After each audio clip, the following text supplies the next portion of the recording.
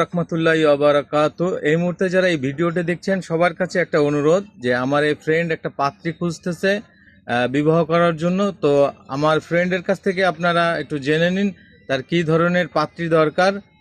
তো বন্ধু, বলো যে তোমার কি ধরনের পাত্রী দরকার। আসসালামু আলাইকুম, সবাইকে ধন্যবাদ। আমি একজন সৎ সতী পাত্রী খুঁজতেছিলাম, মহৎ মনের অধিকারী, সাংস্কৃতিক মন মানসিকতার অধিকারী। আমি একজন সঙ্গীত শিল্পী, স্টার লিমিটেড চিফ ডাইরেক্টর। ব্যবসা আছে, মার্কেটিং কোম্পানি, বাইং হাউস আছে, রেস্টুরেন্ট আছে।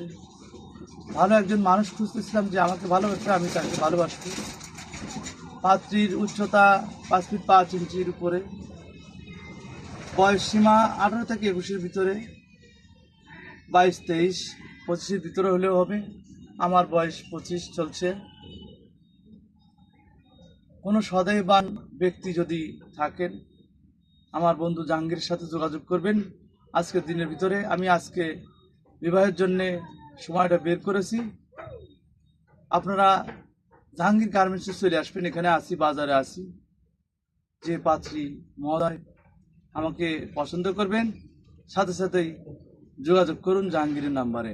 সবাইকে ধন্যবাদ, বিশ্ববাসীকে ধন্যবাদ। মঙ্গল হোক সবার, কিং জিসান। তো জেনে নিলেন আপনারা পাত্রীর চাহিদা, কি ধরনের পাত্রী চাই পাত্র।